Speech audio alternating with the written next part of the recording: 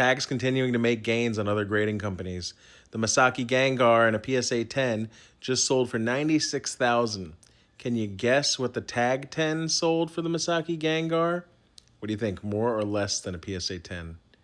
If you guessed more, you'd be correct. $101,260. Pop 1 gives it a little bit of a benefit there. Pop 23 on the PSA 10. Tag continuing to rise in its value and its normalcy in the grading market. Over the last few months, we saw some things like the Bubble Mew going for more in a Tag 10 than the PSA 10 in certain sales.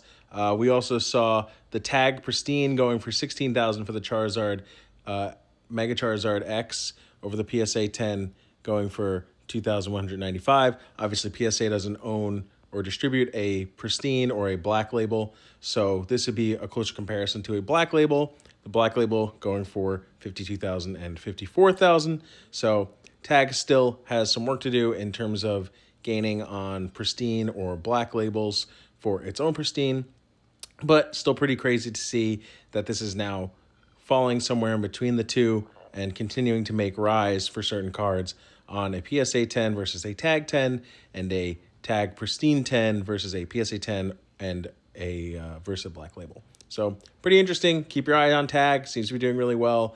Which grading company are you a fan of? Do you like all three? I like all three. Tag's starting to grow on me more and more, and not just because of the value. The slab is nice. And I think there is a chance that AI grading takes hold across certain companies, certain grading companies in the future, and I'd like to diversify if that's going to be the case. So what do you think? What's your thoughts? Let us know in the comments, and follow for more right here. Peace.